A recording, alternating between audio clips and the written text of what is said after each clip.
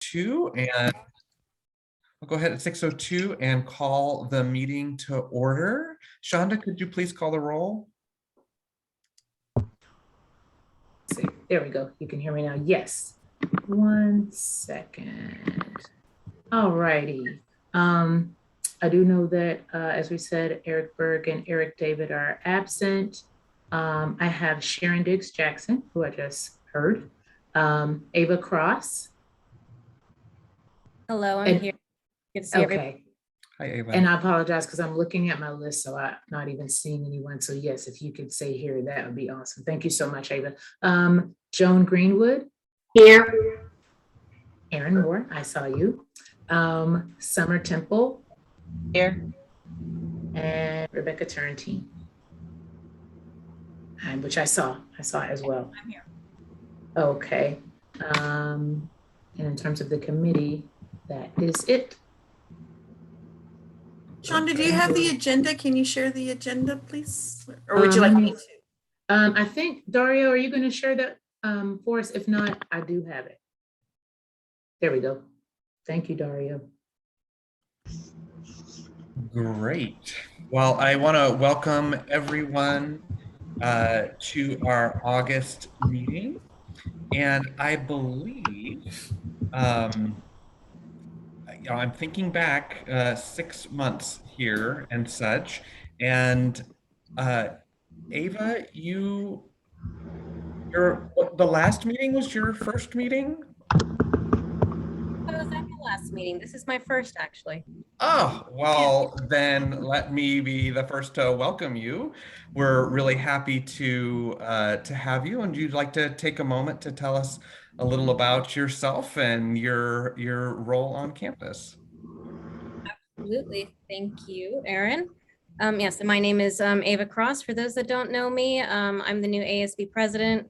I've gotten to know you in some other meetings, so it's nice to see familiar faces and some new ones. I'm an English major currently, and I think this is my last year at LBCC, so I'm glad to get to join another committee. Thank you. Well, Ava, we know that your position comes with a lot of demands and responsibility and things that call upon your time. So we're really happy to have you here. Thanks for your leadership role. And if it's your last year at LBCC, are you getting ready to transfer? I am, yeah. I'll be applying for transfer pretty soon. Awesome. Well, we wish you the absolute best with that. Thank you for being here. Okay, it's now time for public comment. So I will ask Shonda if either anyone is requested to speak or if there's anyone in the audience who would like to speak. There were none. Okay. We'll move on to old business. There is none on the agenda, but we have plenty of new business. So I'd like to start first with 4.1, the approval of the minutes from our February 1st meeting.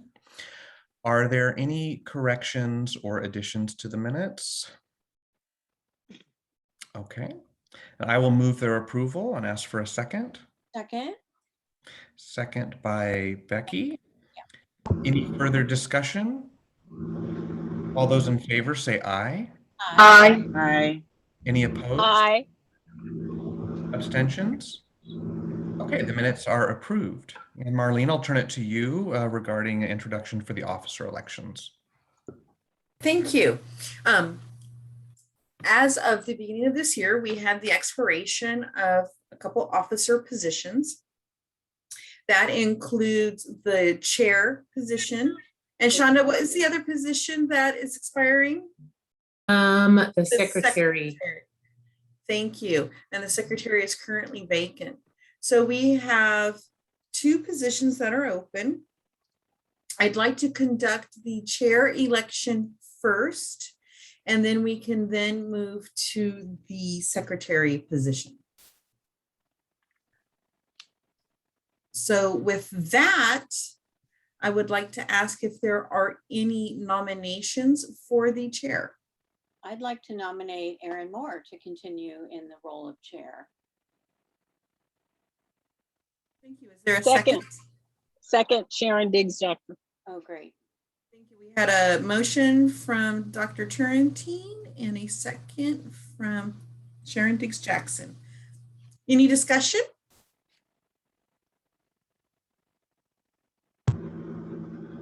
Terrific. Shonda, can you do a roll call vote, please?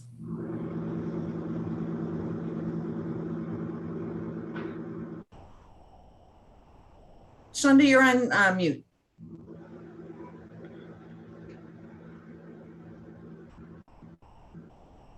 Sorry about that. Okay, and let me go to the roll. There we go. Okay. Rebecca Turrentine. Aye. Okay. Summer Temple. Aye. Joan Greenwood. Aye. Ava Cross. Aye. Sharon Diggs Jackson. Aye. And then do I ask Aaron? Aaron Moore? You do. Can you vote for yourself? Say yes. I'll accept the nomination. Aye, thank you. Okay, there we go. I was like, how does that work? There we go. And Thank you. The motion carries. And Shauna, just as a note, for the next vote, we'll ask Ava to go first since her vote is advisory, I believe. No, Okay. I'm sorry. I'm confusing my meetings. With the board meeting, the student trustee is advisory. Within the Citizens Oversight Committee, she is a full member. I take that back. okay. Gotcha. So yes, we have re-elected Mr. Aaron Moore as chair of this committee. Congratulations, Gotcha. Sharon. Yay. Good job. Appreciate it. Happy to serve. And with that, I'd like to turn it back to you to conduct the next election for the vacant secretary position. Great. So I do want to thank a former member, Jack Cunningham, who was serving as secretary and as a representative from Bonafide Taxpayers Association. He was not reappointed by the Board of Trustees, and so that leaves a vacancy. And I know Marlene will touch on that vacancy and our recruitment, but for the purposes of our business right now, that means we need to fill the secretary position for that. And I would like to move Joan Greenwood to be elected as secretary, and I would entertain if there's a second. I would second that. Thank you, Becky.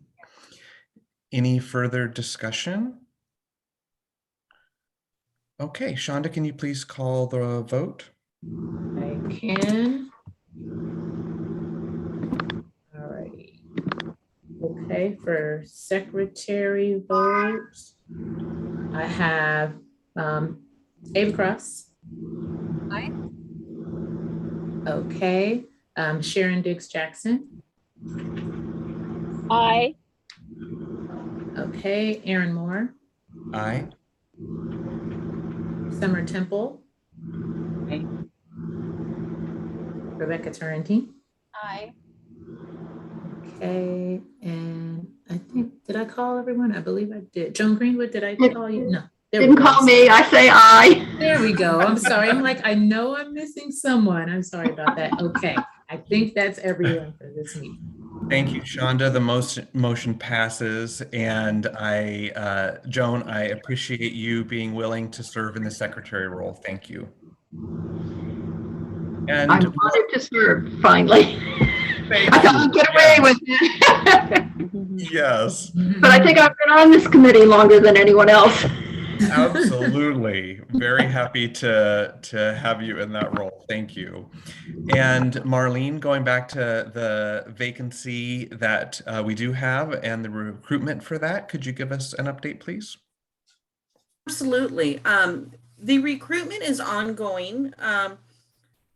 The position as a member of a Bonafide Taxpayers Association is one that's easier to comply with than what many may think.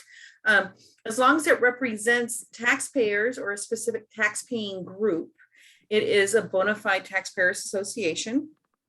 And I really encourage you to share this opening with those that you feel may be interested in it. They do need to reside within the district boundaries.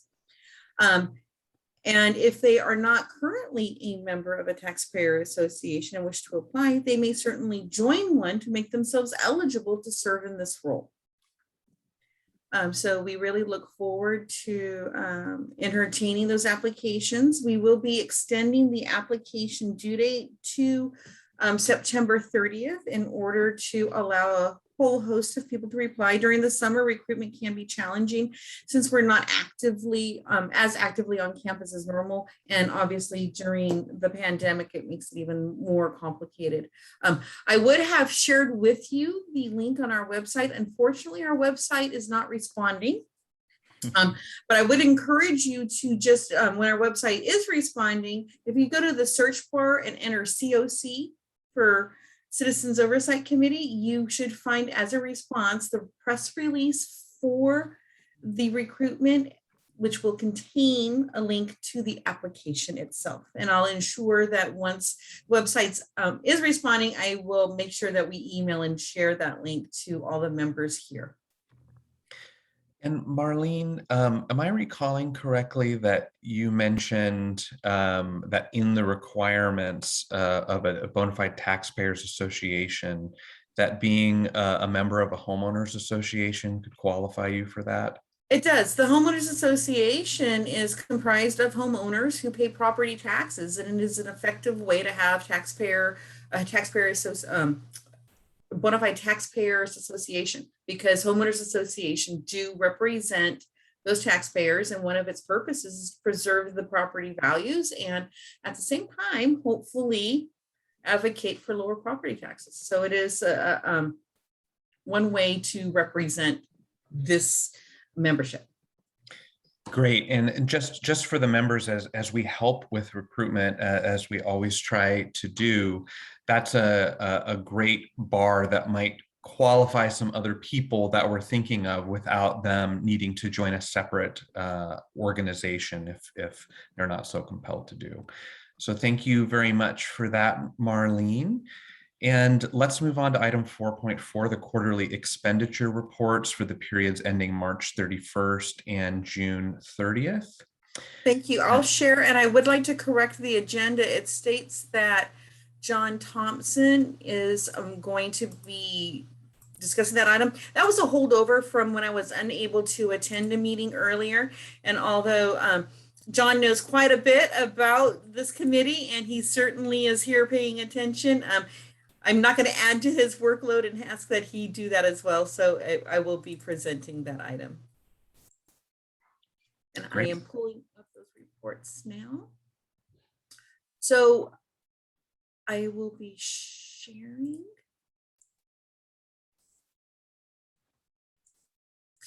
As always, we have two reports covering two different quarters. The first report ends with the March 31st, 2021 quarter. It reflects both Measure E and Measure LB. And you may remember from previous conversations that Measure E, we're letting what we call rest, that each of our measures do involve a commitment to not have a tax rate above a certain level. And with Measure E, if we continue to issue at this moment from that measure, we would exceed that tax rate. So we have fully spent, as you can see, zero expenditures. That means we have spent all the cash that we had issued from that measure, but there is still bonding capacity, meaning we have not fully issued the voter approved amount, but we anticipate not issuing from Measure E for several years. Instead, you'll see all this activity happening with LB. And that's pretty typical when you have more than one active measure. So when we move on to Measure LB, you'll see that there's far more activity here. And as of March 31st, 2021, we had spent $27 million in that quarter alone. You'll also see that the expenditures, if you compared it historically, are spiking. And that's good news. It's because we're able to move forward with so much of our construction on campus while campus has been largely unoccupied. We have some extraordinary projects that are happening slightly under the deadline, which is amazing that you'll see these large expenditures. And I think it's most interesting, and I do apologize for this facing in the wrong direction, but this report has its most value when you look at the individual line items, and you can see where we've made adjustments and where we have the current expenditures. With that, I'm going to stop sharing as I switch over to the July report, the June 30th, I should say.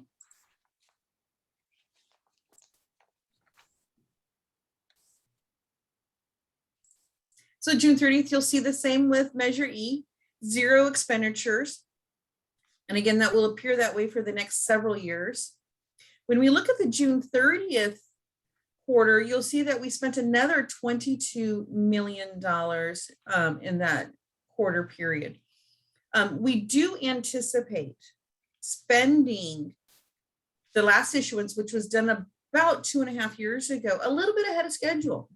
Under IRS rules, when you issue tax exempt bonds, you have a 3-year period in which to spend them. The same is true for state funding. And so we do have a bond issuance schedule about every 3 years. However, we will have to issue our next bond a little bit before that 3-year period. We are looking to have board approval of a resolution at the September Board of Trustees meeting so that we may issue a bond in October or November for about $150 million, which will bridge us for another 3 years. And that's a reflection of the incredibly challenging construction schedule we have that's also been very successful. And as you can imagine, we typically pay more cash out towards the end of a project as we're finishing and paying our contractors, when the expenditures at the beginning of a project are largely with the planning and design. So you'll see a lot of more cash being spent over the next 2 quarters as we complete construction on the kinesiology lab and aquatic centers, as well as on building M. And again, I would direct your attention to the following pages, which do a great job of showing where we are with the current programs and their existing budgets. And I am happy with that to answer any questions that you may have.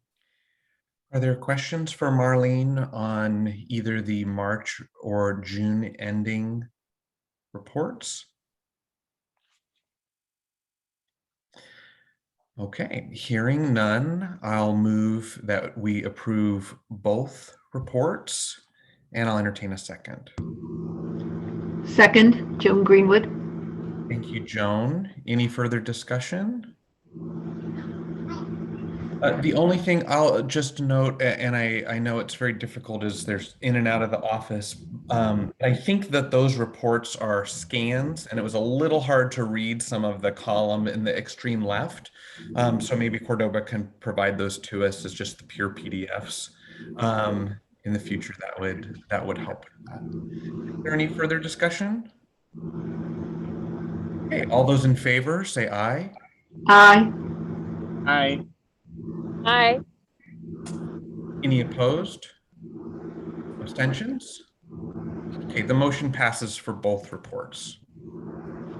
I will move us back here on the agenda, and we are going to move to Walter with the construction update. So I'll turn it over to you, Walter. All right. Good evening, everybody. I will be John DeWong and myself. We will be doing a construction update. What we would do, we're going to alternate between pages. And so, with it being good steward at every one time, we'll go ahead and get started. John will start out first. Hi, good evening, everybody. Excited to present to you the construction update here. As you know, we always leave this site up, this page up with regarding COVID-19. Obviously, construction was essential services, and we're continuing to do work. Our protocols have remained the same. Nothing's really changed, but we do have our protocols in place, and so do the contractors. Next slide, please. Okay, on this slide, excuse me, you'll see recently completed projects. The electric vehicle charging station and LAC parking lot 10. Concrete driveway repairs are complete and are a great addition to the campus. Next slide, please. Okay. The fiscal year 2017-2018 campus improvement projects. As you guys are aware, we have a facilities advisory committee that approves these projects under this category, and listed here are for that year, LAC Building Q, installation of glue down ceiling tiles. Still working on the revising the installation scope. The other project listed at the bottom there is a Siemens integration and Simplex TrueSite workstation. That project is almost complete, and hopefully this fall 2021. Next slide, please. Okay, continuing in the category of projects in progress is LAC Building R and Q locker room renovations are scheduled to begin this fall. Next slide, please. Okay, in fiscal year 2019-20, we have the building L recoating the roof to make the Title 24 compliant, and also the paint exterior of the building. The work is actually anticipated to start next summer of 2022. Next slide, please. Okay, next slide is the LAC campus improvements continues, which includes the fire alarm with an anticipated construction start of fall 2021. Next slide, please. Okay. And the Building J auditorium, as you are aware, and you can see behind me, we have an auditorium that is functional and operational at the moment. The project is in closeout phase, which means we are occupying it, but there's some minor punch list items and commissioning items that we're still working through in the building. But it's a great looking building, and I hope to hold an event in there soon. All right, next slide, please. Okay, this slide is the LAC Building X Central Plant expansion, which is in the closeout phase as well, and is a critical part of the district sustainability measures. Next slide, please. Okay, PCC parking structure P2. As you're aware, there was a ribbon cutting last December. The parking structure is open and operational, and really we're just working on very minor punch list items and warranty items as they present themselves. So, next slide, please. Okay, the CLAC project is coming along very well with an anticipated completion in spring. Next slide, please. Okay, the LAC Building M multidisciplinary classroom building. This building is also coming on very well. Moving on really fast, even though these images are fairly current. If you're able to see the buildings physically, it's actually come even a longer ways than this with windows and glass, paint, and it almost looks like a complete building from the outside. And we anticipate to hold classes in fall of 2022. Next slide, please. Okay, district-wide building management system, BMS, controls replacement and repairs is essential in our energy efficiency and consumption efforts to support our sustainability measures. Next slide, please. Also in construction at the PCC campus, building MM Construction Trades 1. This project was also state funded and currently in construction with an anticipated completion date of fall of 2022. Next slide, please. Okay, LAC ADA accessibility site barrier removal will provide more accessibility to all of our students. Next slide, please. Okay, the LAC campus, also in progress, building D, third floor fume hood, mechanical and plumbing repairs. This is the repairs to, as mentioned, the fume hoods at the chem labs, third floor of the building D, with the anticipated completion actually for this fall, 2021. Next slide, please, sorry. LAC building G and H. Music Theater Complex will replace building G and H with a state-of-the-art labs, classrooms, and performance art complex. Next slide, please. Okay. This project is in design at the PCC campus. This is building MM. We kind of spoke about building MM construction trades 1 earlier. This is construction trades 2. This is a complete demolition and ground up construction. And if you're aware of what the building MM current layout is now, this would be the east portion and the middle portion that would be demoed and then constructed new again. So, and this work is, the drawings actually just got submitted to DSA, and construction is anticipated to start spring of 2023. Next slide, please. District-wide IEMP solar panel project. Carport canopies at PCC will increase our energy production and sustainability efforts, resulting in a savings of approximately $300,000 annually. Next slide, please. So in design at the LAC campus, building E College Center. We're in very preliminary stages of design in the feasibility stage. We're currently working with the architect to conduct a programming session, and then also explore options of renovation, a new construction, and maybe a hybrid option, looking at comparing if the program needs are met versus obviously the cost of the construction. So this project is anticipated to start construction spring or summer of 2023. Next slide, please. Excuse me. LAC Building S, Veterans Memorial Stadium. Renovations may not be appropriate. The district is exploring several different options for this project. Next slide, please. And as usual, the campus map that we have here, just a recap. In orange, you have constructions that have been completed. Red is projects under construction, as we have presented earlier, like Building M and the Kinesiology Labs and Aquatic Center. And then blue is projects in design, such as Building G, Building E, S for the stadium. Next slide, please. All right, Pacific Coast Campus Site Plan. Just as the liberal arts campus continues to change, so does the Pacific Coast Campus as reflected on the PCC site plan map. Next slide, please. Okay, and then upcoming projects. And I think we presented this project before.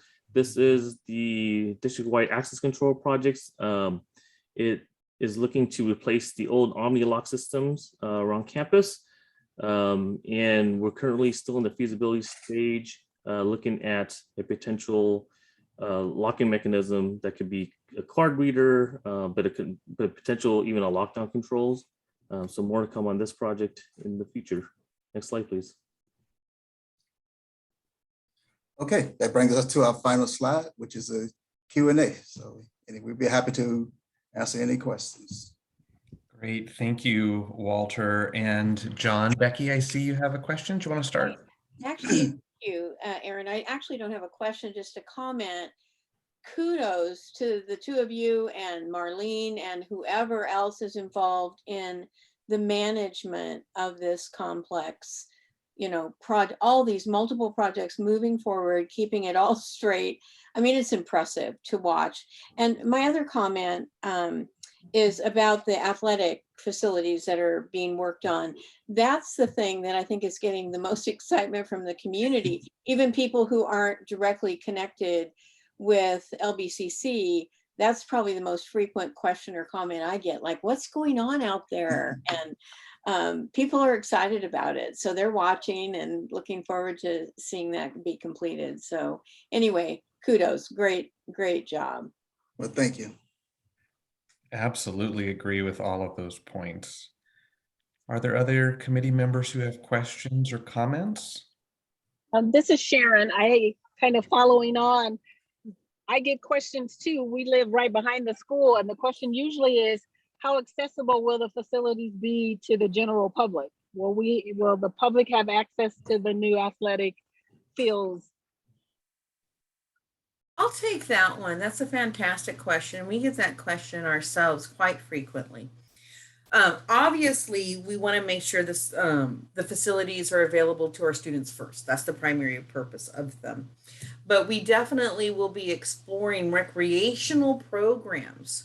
And those typically are operated through student services, much like we have summer swimming lessons for small children. They'll explore how we can best have access to our facilities. And I can share that from the questions I've received, it seems like the greatest interest is in the pool, but there's also interest in the tennis courts.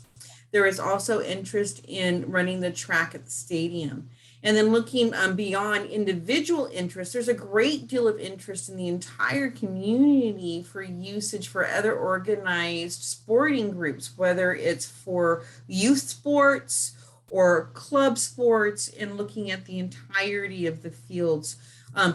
So 2 tracks. One is to look at how we can best operate community recreation programs. So that would provide community access. And then the second track is renting, leasing, facilities use agreements for other groups with more of a long-term use or greater use. And for that purpose, we are revisiting our facilities use fee schedule, because we recognize that these incredible facilities were more expensive to build and they'll be more expensive to maintain. They have special needs. And so we want to make sure that when we allow other agencies to use them, that we do it in a way that doesn't create a burden on the district. But we are excited to explore the community use portion of that. And hopefully by next summer, we'll be having some programs in place.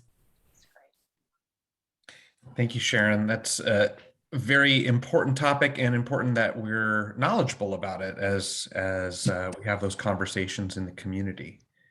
Are there other comments or questions from committee members?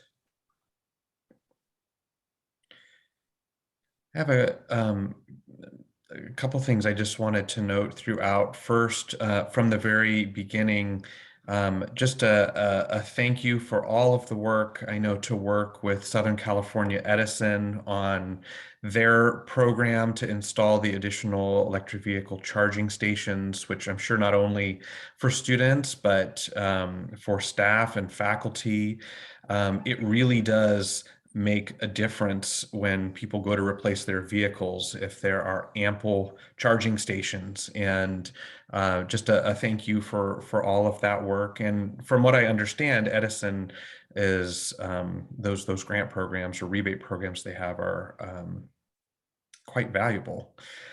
The second question I had, Marlene, I know you've shared at previous meetings with Building M that it was one of the first to utilize design build in the community college system.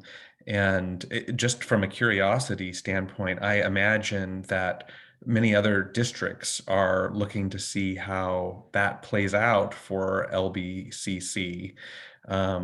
As that seems to be a really great option for certain projects.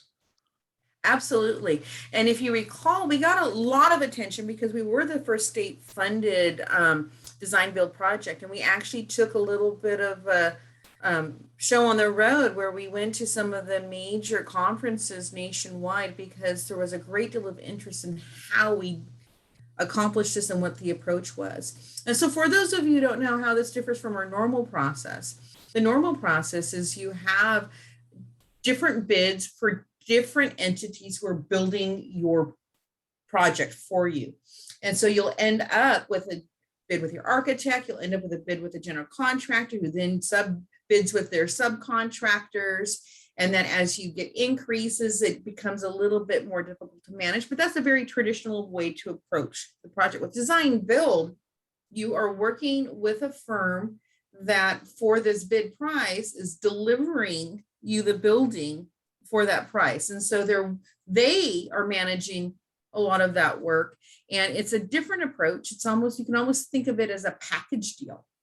Yeah. But we have encountered an incredible amount of success with Building M. That it is, and correct me if I'm wrong, John and Walter, but one of the, knock on wood, smoothest projects I've ever had the pleasure to work with. Yes, definitely. Yeah, for 85,000 square foot, 3-story building. Yeah, it's one of the smoothest running construction projects we've had on campus. That I agree. Yeah, and I totally agree as well, because the contractor using a method called BIM method, which allows to design a building on the computer. And in turn, that allows for all the subcontractors to get together prior to even having to bring materials to the site.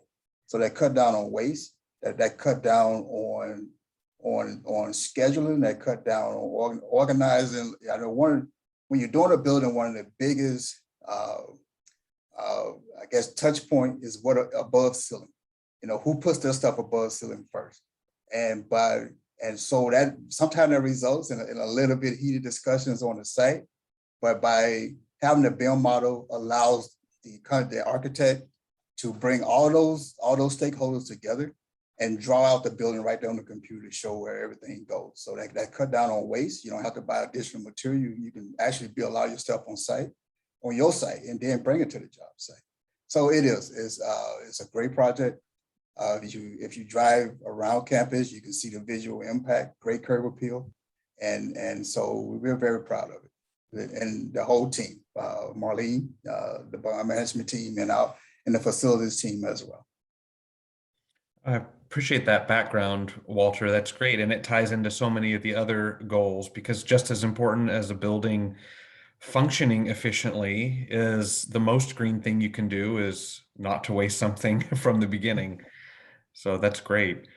And just one last, and this is a comment, but just a thank you. I think it's from a public perspective, it's always the new buildings, what are the facilities? That's kind of the flashy part, but certainly your work on things like the central plant replacement and the facilities management and the access systems, those aren't flashy. The public, if they work right, the public probably doesn't really know that they're there. But a great new building doesn't do anything if the toilets don't flush or the electrical systems aren't appropriate. So just a thank you. Those are to me, those kind of build legacy in the investment in the campus, because it allows it to function as we need. So I think that's just an overall comment that goes along with everyone else, is that it's so impressive. And I love seeing the maps each time, just more and more. So we've really built ultimately 2 brand new or fully renovated campuses. Thank you. Are there any other comments or questions from members of the committee? Okay, well, with none, that's an information item, so no action necessary from us. We'll move on to item 5 with some other updates and some information about campus reopening. So I'll turn it to you, Marlene. Thank you so much. I don't have much in the way of other updates, but I do. Forgive me, I do. This may be under the current state's executive order, the last time we can meet remotely. That when Governor Newsom lifted in June some portions of the stay-at-home order, he also lifted the portion of his executive order that allowed us to still comply with the Brown Act and meet remotely. That permission now expires September 30th. So barring any additional action by the governor, we will be meeting in person for our next meeting. But having said that, I did want to share about campus reopening. You may have seen some news recently that not only are we returning August 30th with about 30% of our classes in person on campus, and not only have we already opened up some student services to students, but we plan to make sure that all of our student services are open at least for some operating hours in the week for students to access them in person as well as online. But to ensure the safety of students, faculty, staff on campus, we are implementing a requirement beginning August 30th that all students and employees on campus be either vaccinated or tested weekly and get a negative test result that they do not have COVID in order to be on campus. We have convened a safe return to campus work group that's reflective of all our constituency groups. And I like to share that Ava Cross also serves in that work group. And in that group, we are tackling some really difficult decisions, but have made tremendous progress in having a pretty seamless electronic process to upload those vaccination records for both students and employees. I can tell you that the folks in that work group have been the beta testers and have been uploading documents. And we just announced today that we have started a new web page dedicated exclusively for the safe return, and that contains information for students to be able to upload their records. We are still working on getting out additional information to the entire community that describes exactly what the options are. And I plan to have a full launch by the end of this week. We also recognize that vaccinations are the goal. And so in partnership with the City of Long Beach, we have arranged for additional vaccination clinics at the Liberal Arts campus. City of Long Beach continues to do vaccinations at the Pacific Coast campus, and these vaccination clinics are open to anyone who's 12 and older. Your only requirement is that you be 12. Otherwise, you just need to be a person and you can get vaccinated. And they do have all 3 vaccinations. They have the Johnson & Johnson in addition to the Moderna and the Pfizer. And we have also incentivized for students to receive their vaccination. So students who receive their vaccination between August 3rd, when we launched the program, and August 30th, the first day of school, will receive a $300 voucher for the campus bookstore. And they can use it for books, supplies, they can get some gear and rep LBCC, but again, it is available for those students who complete their vaccinations between August 3rd and August 30th. So if a student had received their first shot already and they get their second shot through that time frame, they're eligible. If a student is able to receive the 2 doses between those time frames, they're eligible, or if they receive their single Johnson & Johnson. We want to reward the efforts of students to get vaccinated. And we have dedicated $1 million to that effort. That $1 million comes from the Federal Higher Education Emergency Relief Fund that does allow us to take actions to improve vaccinations. So we're trying to approach this issue from a lot of different angles in order to have a safe reopening in fall and looking forward to a full reopening in spring. Excellent. Thank you, Marlene. Any questions before we move on? Okay. Do you want to highlight some of the upcoming events? We have our standard items, the quarterly expenditure reports, which I know are everybody's favorite portion of this meeting, as well as the construction update. Those are our 2 standing items. We certainly hope to be able to introduce you to a new member by the next meeting. Great. And just to note for committee members, the College Day reception and College Day events are coming up just here shortly. I think that looks like next week. And as Marlene said, coinciding with some excitement around return to campus.